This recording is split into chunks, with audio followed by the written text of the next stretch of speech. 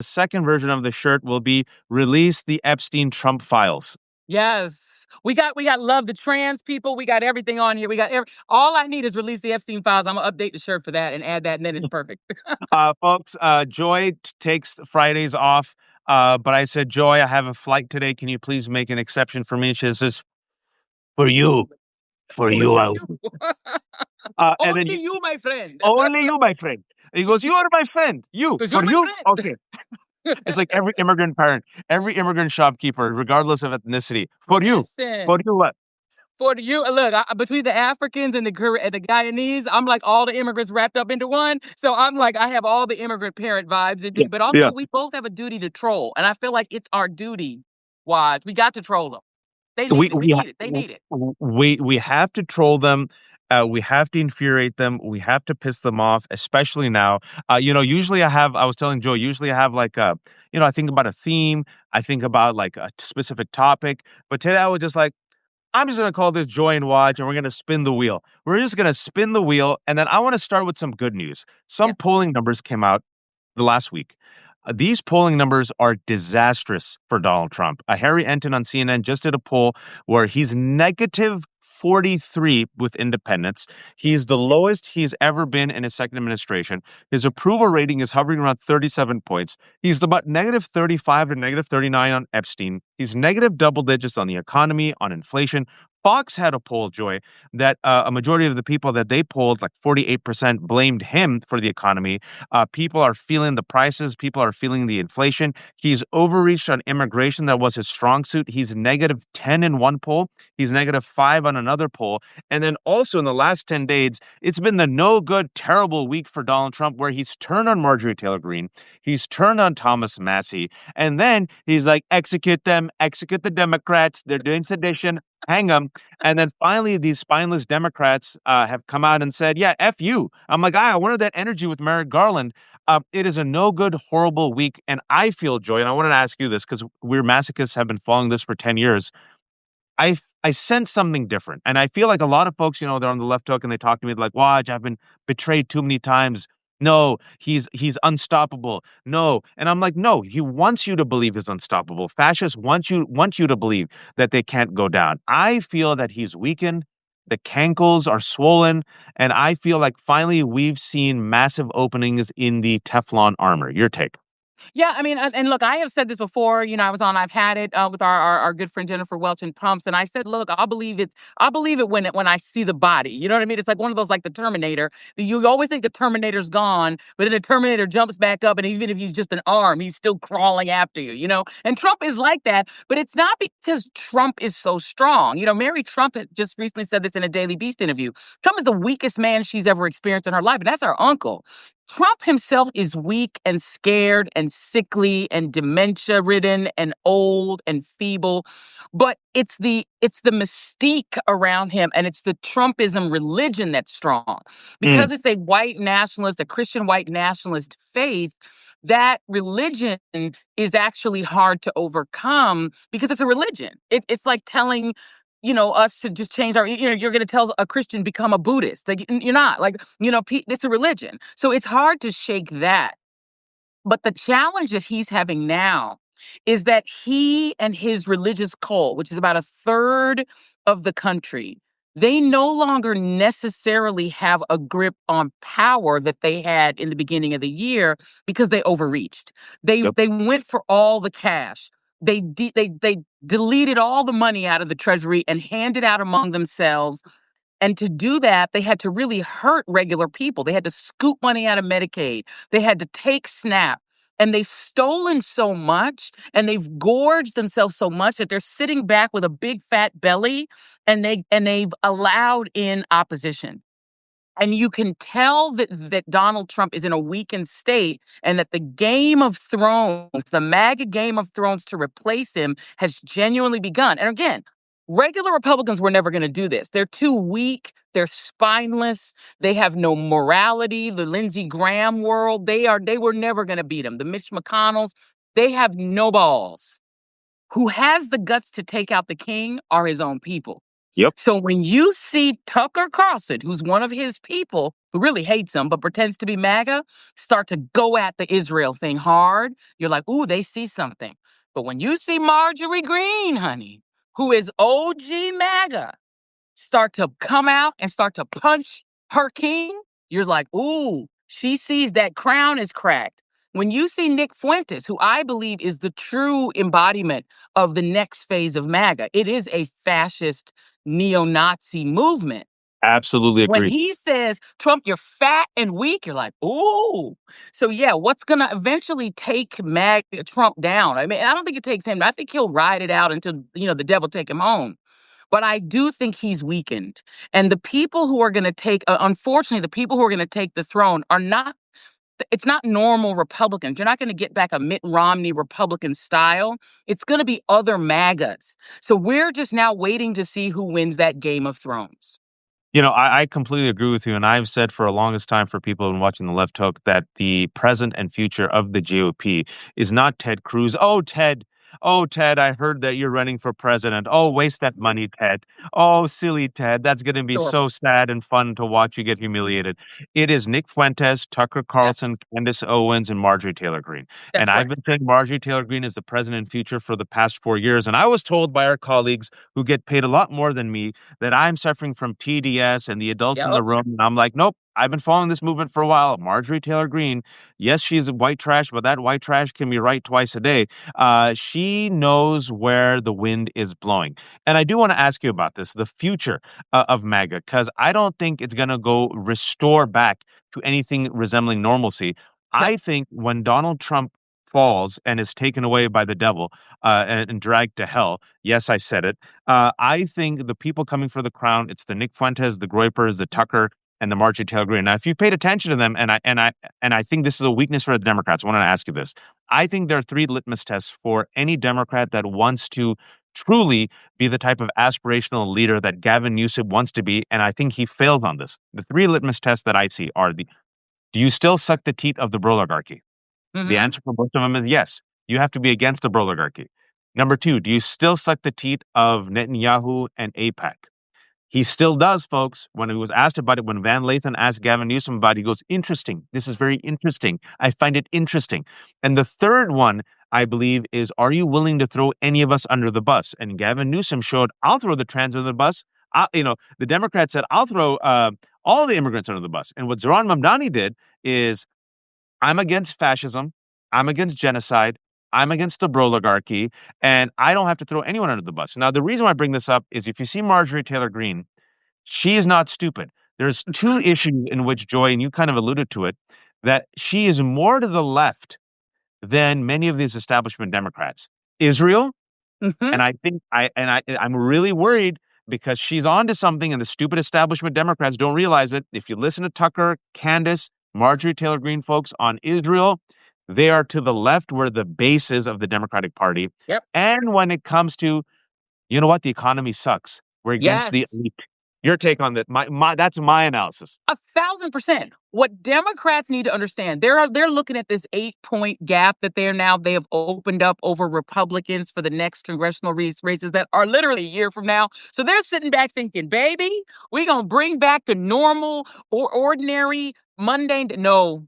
The two things that are good and dead, though there are three things that are good and dead in American politics. This is free advice. Waj and I are gonna give y'all for free. You should really have to pay us for this political advice. I'm gonna give it to you for They'll free. never All pay right. us. I'm gonna give you $1 million worth of game for free. Neoconservatism is dead. Neoconservatism, meaning the Israel focused, go to war with all of Israel's enemies, military industrial complex, fight the world, America be the world's policeman, and bomb the shit out of every brown Muslim country on earth. Neoconservatism, done. But the other one that's dead, neoliberalism. That's right. This idea that you're going to have a cozy relationship with corporate America, cozy relationship with billionaires because they're the nice billionaires, cozy relationship with Silicon Valley. I see people out there saying the mistake of Biden is that he didn't embrace Elon Musk. He should have been Elon's friend instead of letting Trump be Elon's friend. This neoliberalism idea that we can have a cozy relationship with capitalism, and we can have our own nice version of it. That is dead, y'all. Young people don't even believe in capitalism anymore because they can't afford to live in a system where billionaires eat everything and leave us with the crumbs. The reality is that making that tax cut permanent was the prime directive of the last election, period. I said this all throughout the election. Nobody wanted to hear me. You said it. I said it. A few of us, Mehdi Hassan said, a few of us were trying to say, passing that tax cut was all the purpose of that. And that's why all the billionaires backed Trump. They don't even like Trump necessarily. But they were like that. We need to permanently repeal taxation on us. And we need to permanently end regulation on us. They got that at the expense of Medicaid, at Yep. the expense of food stamps, at the expense of poor people, and at the expense of young people. They ate all the money and there's nothing left. So neoliberalism and neoconservatism, dead. The American people don't want to fight foreign wars. We don't want to be Israel's lackey being walked around on a leash by Bibi Netanyahu while he's genociding Palestinians. We don't want to remake, Trump's trying to remake the Palestinian Mandate and put American troops on the ground in Gaza to enforce Jared Kushner getting to have a massive real estate deal. I don't care whether you're left, right, or it don't matter. None of us want that. So neoliberalism and neoconservatism are dead. And the third thing that's dead, and Democrats got to get this, the APAC marriage. It's divorce or die, Democrats. You are never going to be able to get the majority of people, left or right, to go along with this obedience to a foreign country. We must stop being obedient to them. It has to end. And so I think what's going to happen is I wish Zoran Mamdani was born in the United States because he could easily be the next president. Because what you normally get when you get fascism, normally fascism is followed by socialism historically. And so people are, even if they don't specifically embrace socialism, social democracy is what's on the rise. People want to know transactionally, how is my vote going to make my life affordable?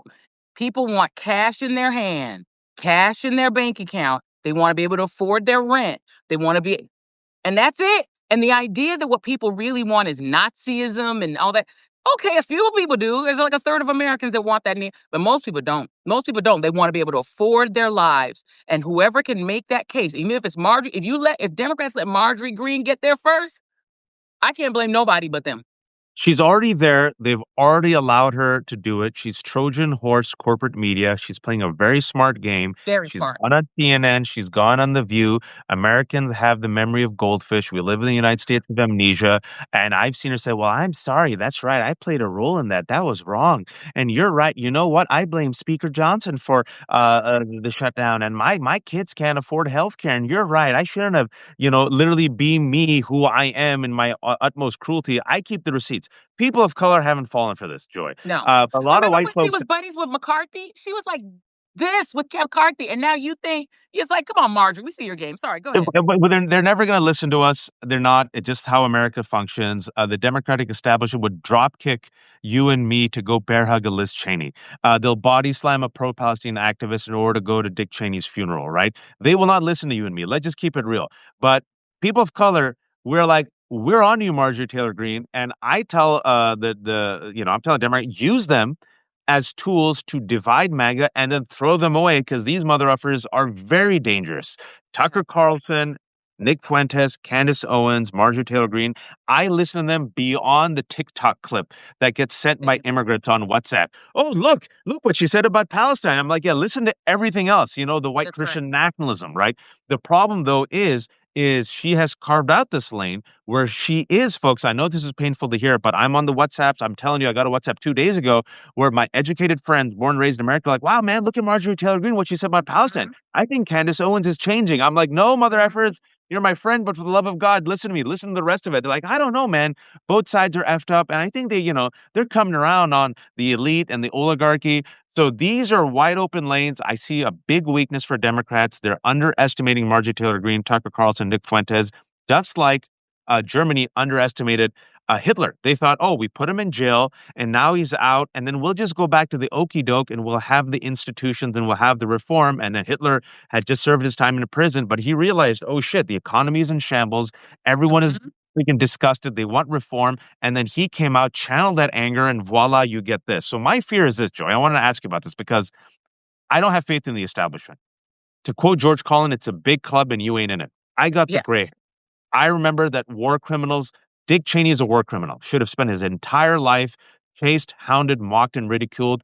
And I knew that when he was going to die, there would be a hagiography. Folks, I give you yesterday. I Yeah. know that when Donald Trump is going to die, this is what they're going to say. He was a complicated man who shot from the hip. Sure, he was divisive, but he was also very influential. George W. Bush, who I think you agree with me, is a war criminal. Yes. Instead of freaking being in The Hague, he's seen as an eccentric old man who That's right. paints and gives toffee to Michelle Obama. So my fear is this, that I give you the evidence of my eyes and ears. They threw Bill Clinton, Clyburn, Larry Summers. That's why Hmm. the Epstein-file is so important. It shows it's a big club. Billionaires, APAC, everything at the kitchen sink and Mamdani to destroy their own guy. Joy, the date is November 21st. Schumer and Gillibrand still haven't endorsed Mamdani. Yeah. My fear is they're going to do this, the establishment. Since it's a big club, they all golf with each other, they all sleep with each other, they all party with each other, they all email and Epstein together. My fear is they're going to do a mistake of 2020. They're going to put in a stopgap civil centrist for restoration. They might win in 2028 because things are so bad, but that will set up a 2032 for a Fuentes Carlson who comes in with economic populism with white Christian nationalism.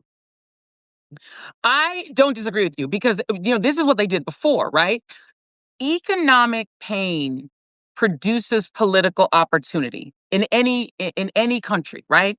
To your point, Hitler comes in because Weimar Germany was broke and Germans felt emasculated by the deal that was made to end World War One. Yep. And when a country, particularly the men in a country, feel emasculated, and then on top of it, they can't feed their families, they can't take care of their families, economic pain then produces the opportunity for a populist message that also gives you an answer to who's at fault.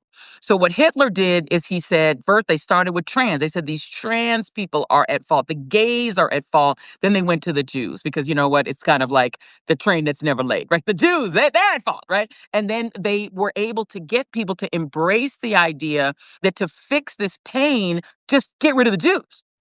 That's right. Translate that to the United States, where, by the way, the Coast Guard just had to reverse course on trying to say that swastikas and nooses are just divisive. They're not hate. They're just divisive or potentially divisive, right?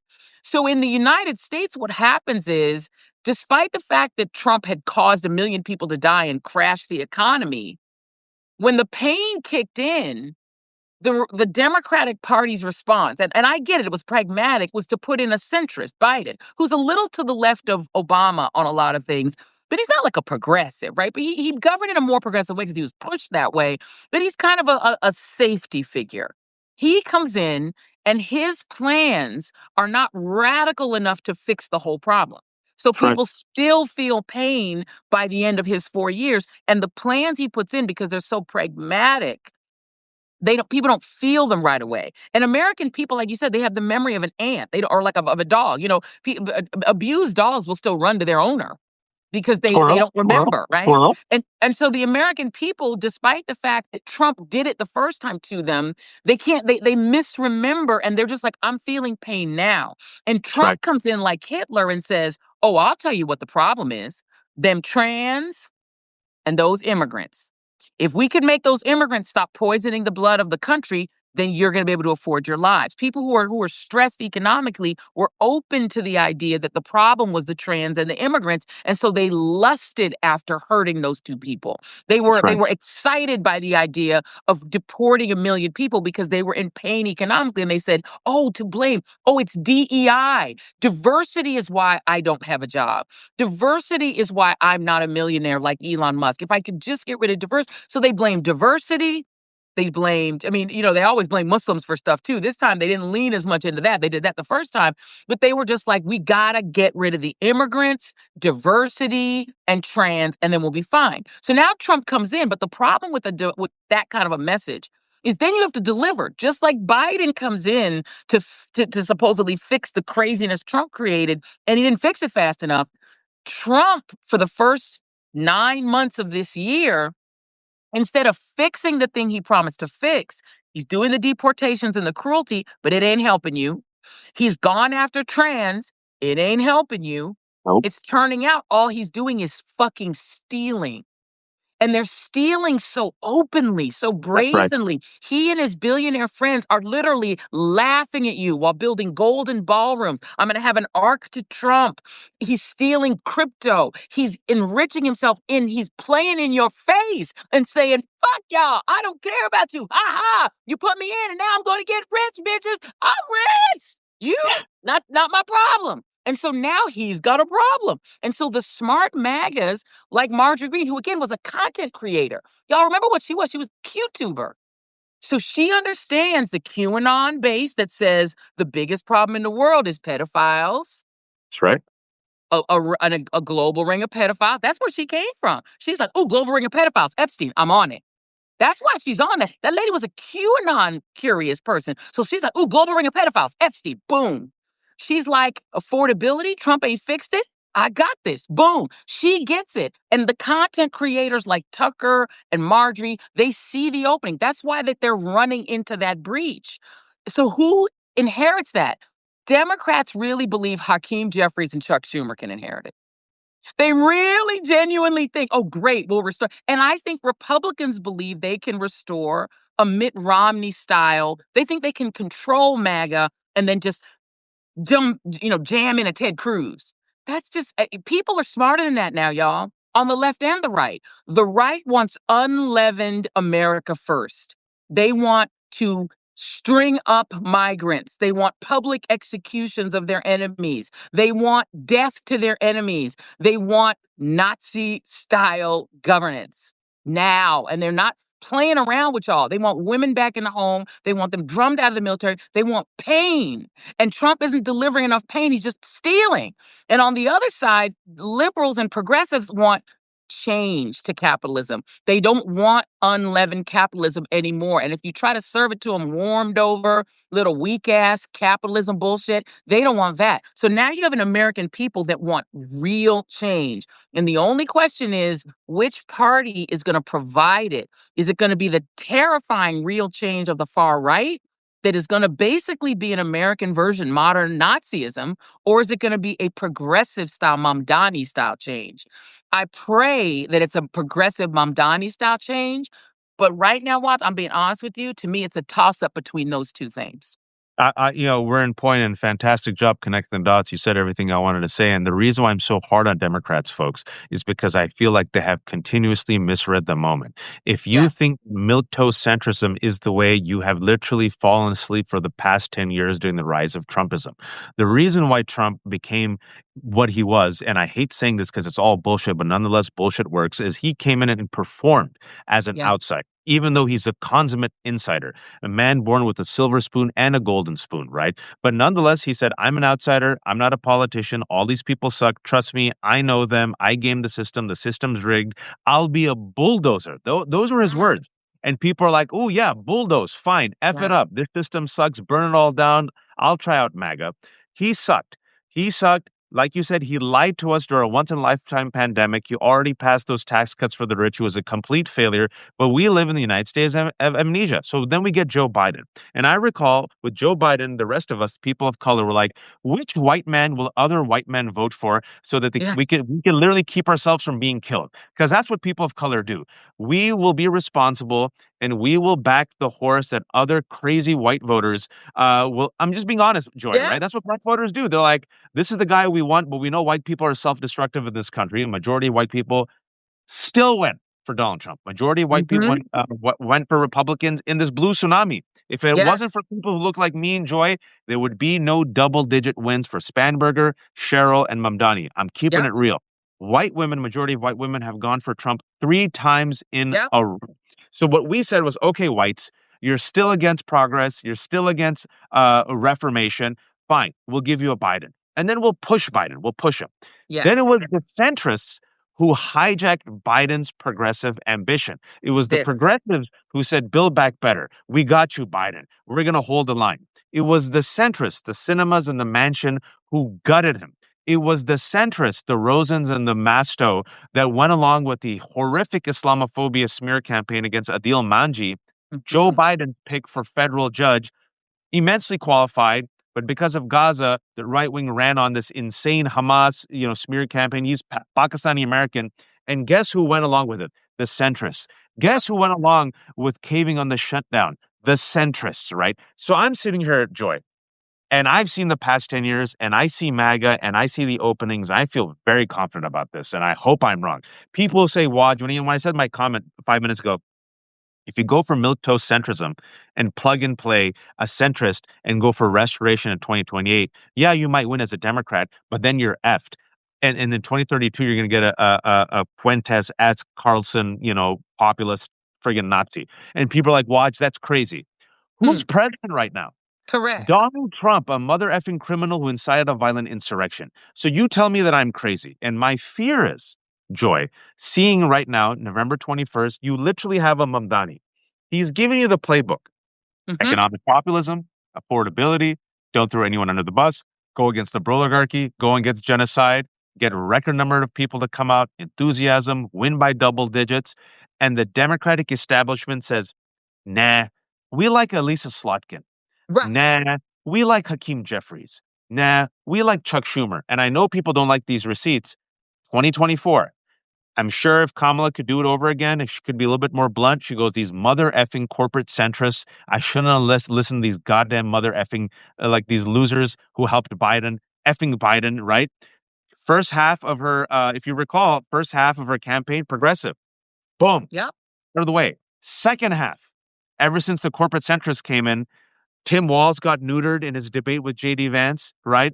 All of a Yep. sudden, they started bear hugging Liz Cheney. They wouldn't have a Joyanne Reid, oh, but a Liz Cheney. They wouldn't have a Palestinian, but let's have a Leon Panetta. And so I'm not making this up. They had Leon Panetta there, folks.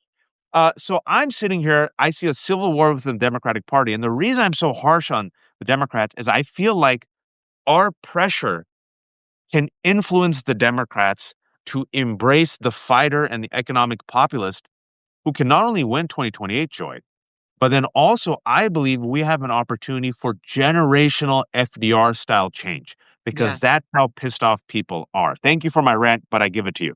No, I 100% agree. Democrats have a choice and they have time, right? Democrats have time. And I get right now people are loving Gavin. And I actually think Gavin's trolling is very useful in the moment. And I'm very much for it. And also he looks like Count Chocula, which I find entertaining.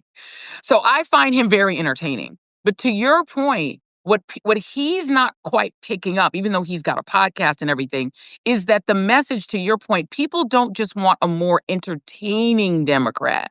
Mm, They want a Democrat who can not just be entertaining and troll Trump. And he definitely eggs Trump because he's handsomer, he's younger, he's got all the things that bother Trump. He's got charisma, and Trump is very threatened by someone like him because he's what Trump wants to be. So I think he's super useful. But the question is going to be, by 2028, can he get far enough into the progressive lane to stop trying to also do a sort of more fun version of neoliberalism? That's what I worry about, that he's going that to, as you that's it. said, just I'm going to be an entertaining neoliberal. That ain't going to cut it because, as you said, if you get someone in there that then messes it up and they don't radically change, this country is going toward oligarchy. And you're having basically the rich and the poor and very little in the middle, like how we started as a nation. And we're not going to be able to survive that way because unless ordinary people see hope that they can get off the mat and that they can afford to live a decent life, you're never going to have a successful multiracial democracy because people will always just turn on the other racial groups in order to claw their way to the top. So Democrats have time. I see Lev popped on. They've got to make a decision and find someone or elevate someone. And again, unfortunately, it can't be Mamdani unless look, the Constitution is kind of derelict right now. Maybe he just runs and say, let the Supreme Court sort it out. But we need someone like him because otherwise you're gonna get somebody like Nick Fuentes. Folks, I had the schedule with Joy, and then Lev texted me. and said, "Hey, I see you're with Joy. I have some news I really want to share with you guys." I asked Joy right before I went live, "Joy, can I invite Lev to share this news?" And she was gracious enough to say yes. Lev, it better be good, man. Give me something. The pressure. I love it, Waj. Hey, I Joe. love you guys. Oh my No, God.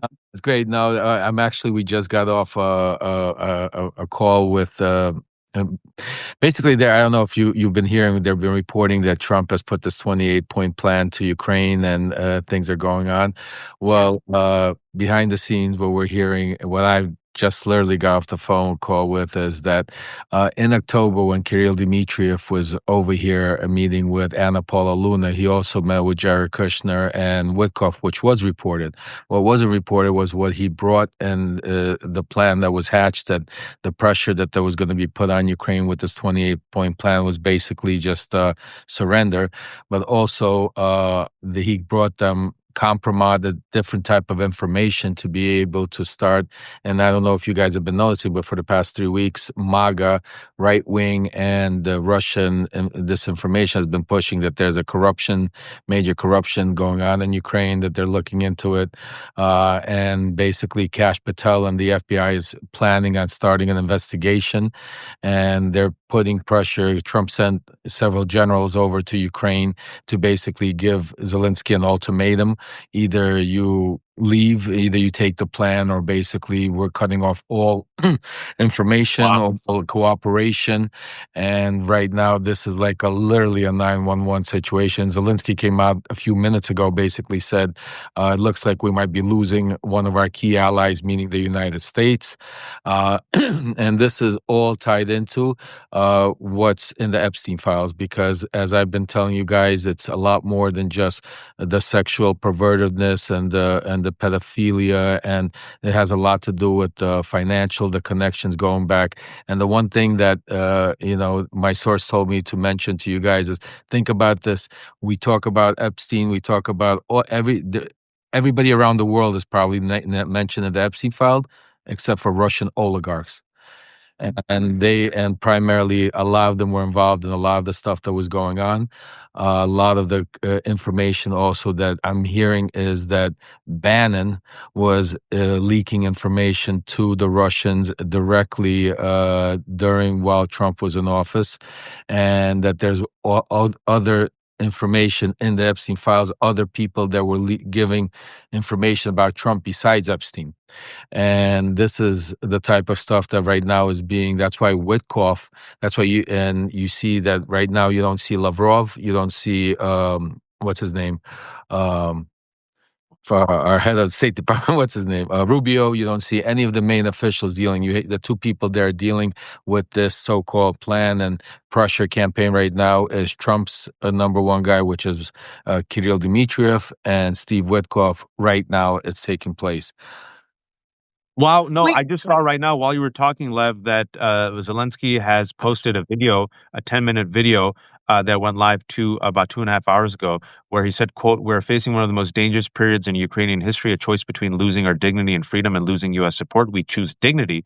My answer is my oath of office. I did not betray Ukraine in February 2022. We won't betray it now." He has rejected Trump's peace deal. And like you said, now people are confirming your reports from what we know is that peace deal was largely written by Putin.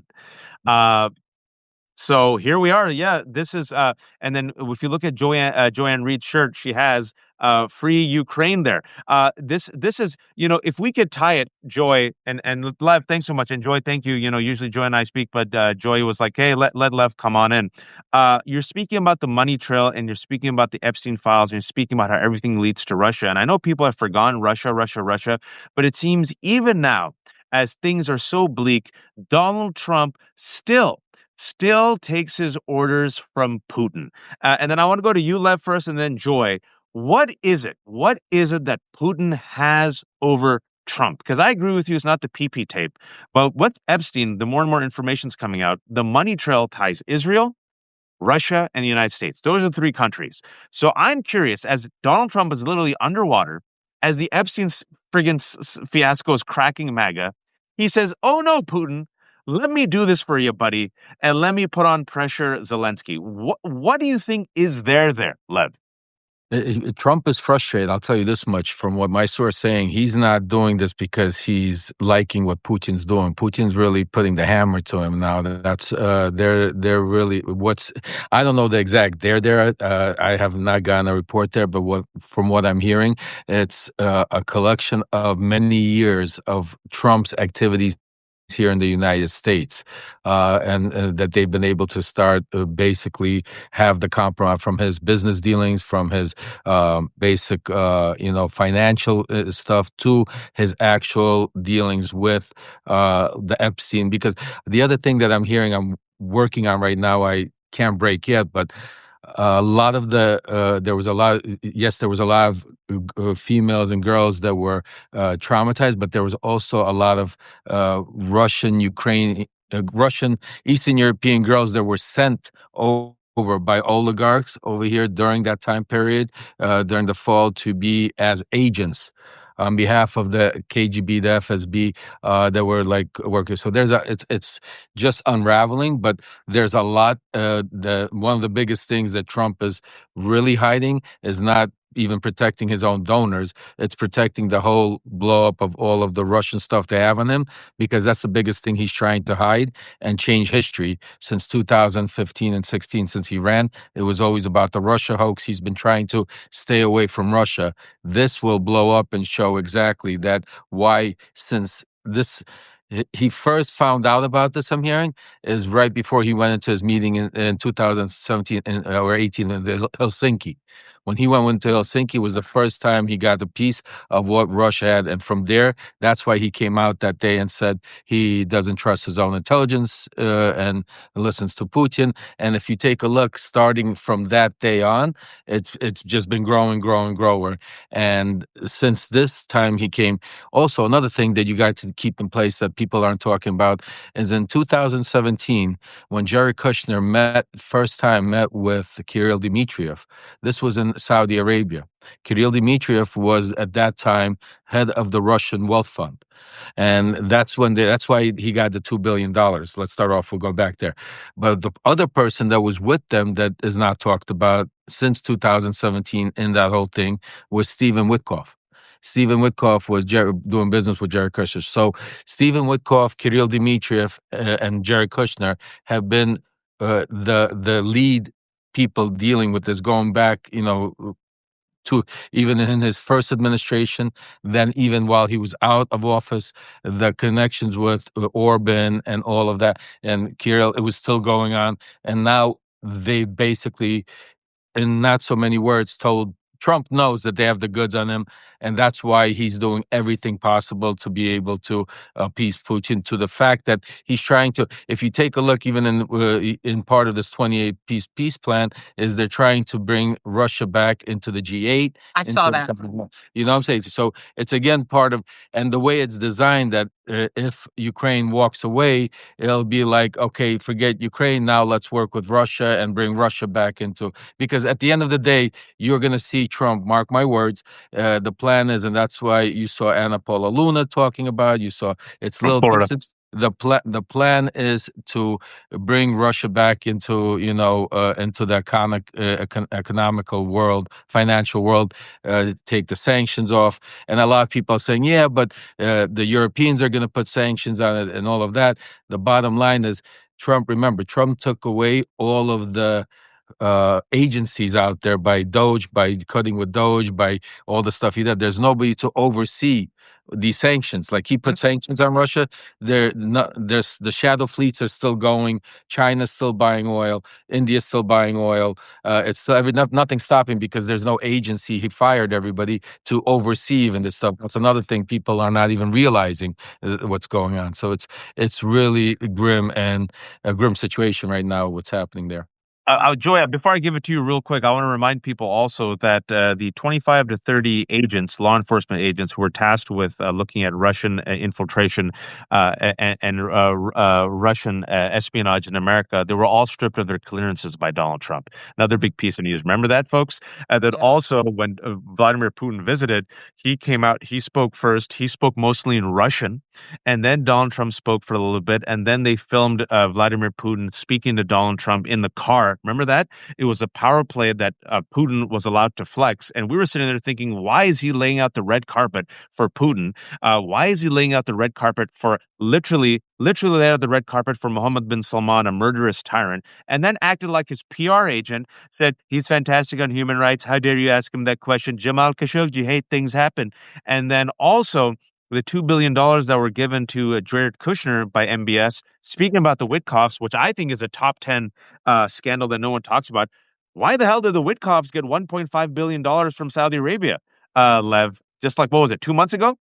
Yeah, well, I'm going to tell you that, I mean, there's a major play coordination going on, because if you take this is has to do with oil.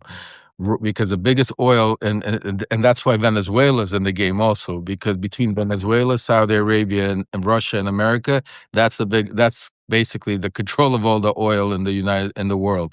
There's a new formation trying to take place, and this is a really big play, and that's why I keep talking about Nord Stream 2. That's why I keep talking about. That's why they don't care about Europe. That's why they're distancing their allies. It's a major power play that's trying to play. That's why another reason why they're trying to go after Venezuela, because Trump finally realized that Venezuela has oil reserves probably bigger than Saudi Arabia. That's another reason why he's sucking up to Saudi Arabia, because they want to control the oil market of what's going to be, drill baby drill type of thing.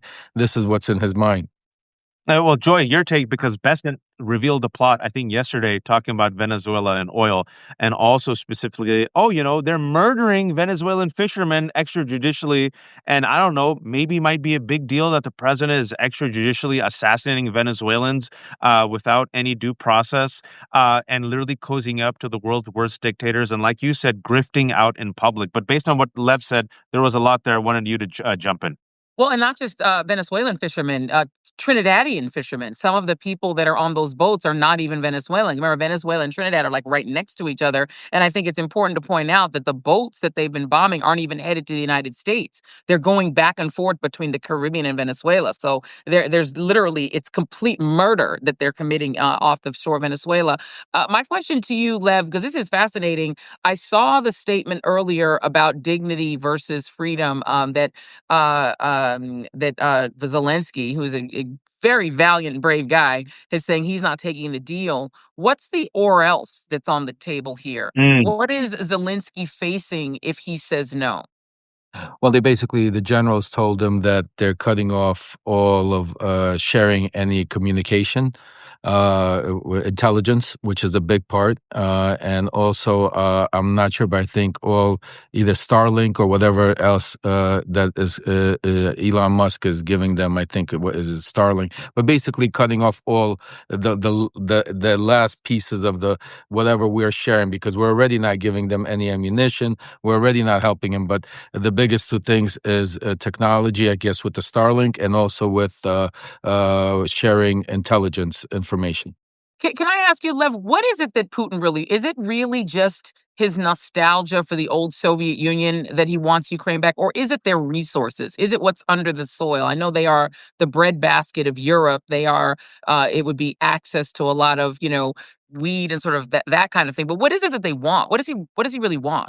Well, it's a combination, Joy, because you got to understand who Putin is. Putin is what's left of the old KGB regime. I mean, he was born. He was so when the old Soviet Union fell apart, there was Putin was the last couple of them, and another few older people that you don't hear about that are around surrounding Putin, that were able to save that whole KGB, transform it into the FSB, and continue doing what they were doing. And part of their new game plan was what you see Trump doing now, is following in Putin's steps, is he was able to then take, instead of sending out like spies, and made them oligarchs. That's where the oligarchy came out. He gave money and said, go spend it, go buy up all the, get intertwined around the world into all the resources where through him. And that's what that's why you see now Trump using the tech bros and the Elon Musk traveling with them to the Saudi Arabia and everywhere else, intertwining them, and all of the same thing. This is Putin's strategy. At the end of the day, with all of them, it's all about power and money. That's timeline. But with Putin, it goes a little bit more because since he's taken over, he wants to bring back the Soviet Union. He believes the biggest, from the day he stepped into office, the biggest downfall was that the Soviet Union fell apart. So that's why you see him strategically already. I mean, he has pieces of put together like Kazakhstan, Uzbekistan. He constantly fights with Georgia. All those regions. But Ukraine is the main key, not only because like you said, they have tremendous resources from wheat, oil, gas, and natural resources and minerals, but also because of strategically they have where it's placed in the world because it connects to Poland and everywhere else. Because he doesn't want to end with Ukraine. The way and the way with why Donald Trump is so perfect for them is Donald Trump doesn't care that he wants to take over Poland. Donald Trump is, and it's interesting. I had Things happen. I had Congressman Bacon on my live, and he said to me, and he goes, "It's interesting how the Republicans. This is back in the '30s. The Republicans believed that to knock Europe off, we need to be self-inclined, and it didn't work there. And now it's the same type of Republican Party that's coming out saying we don't care what Putin does in Russia. I mean, in Europe, we don't need our allies. We don't care. That's why the push is take over Canada, Mexico, like build that in, and it's incredible to watch that there is no support for it, but the very few that are out there are really pushing it. But at the end of the day, it all leads back to the Epstein files, folks, and that's how crazy it is. And that's what we talk about. At the end of the day, that's where all of it is laying there. That's where everything is. That was my final question. Thank you, Joy, for spending a little extra time, and thanks, Lev, for jumping on. Epstein. I believe that there's two, Lev's heard me say this many times. There's two Achilles cankles for Donald Trump: the economy and the Epstein files. And he cannot escape it. And we've seen it in the past 10 days. Lev, before you joined, I was telling Joy about the latest polls, that he has had his worst polls in the last 10 days. And the last 10 days, the economic numbers have come out, and also the Epstein files, the cracks with Marjorie Taylor Greene, Thomas Massie, the votes. When it comes to the Epstein files, and it kind of goes full circle to what we were talking about, what I see with Larry Summers emailing Jeffrey Epstein up to the point where he was arrested, Joy, asking him for female advice, even though he was married. Steve Bannon emailing him, Peter Thiel, Bill Gates. Let's not forget that Bill Gates' ex-wife, said that one of the reasons why she divorced him was she didn't like how much time he spent with Epstein. To me, it shows that it's like the Rosetta Stone of everything that we're talking about. The world's worst people. It's a big club. None of us are in it. Doesn't matter if you're Democrat or progressive, liberal or MAGA, Russian or Israeli or American. It's the world's worst, most powerful people connected together. They're their own tribe, willing up to gobble up all of our milkshakes. And I believe that most people are so radicalized now, they will not be satiated, or conspiracy theories will not disappear until we get everything and everyone involved. And specifically, we get that money trail. If it is shown, Joy, and if there's Democrats who say, well, let's just, if there's a Bill Clinton in there, or, if there's a Bill Richardson, let's not talk about it. Your take, if the Epstein files truly brings down Democrats, celebrities, philanthropists, people who, these famous people that everyone loves. I am saying that burn them all, Joy. Burn it all. Cleanse it with fire.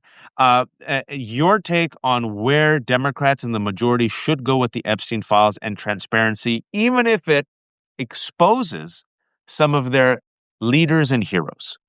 I'm with you 100%.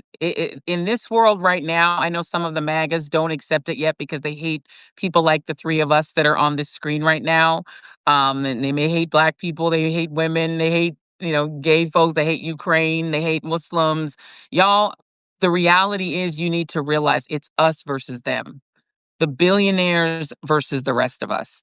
This class of billionaires cross party lines. Donald Trump was a Democrat, then he was a Republican. The Clintons were at his wedding. They were besties, then were enemies. Yep. These people all know each other. They all travel in the same circles. Billionaires beget other billionaires and hang out with other billionaires. It's them versus us. The political parties are just a means to an end. So at the end of the day, if all of us want to survive, not just in this country, but in this world, we have got to prevent there from being a sort of one world government of billionaires that control every single country using oil resources.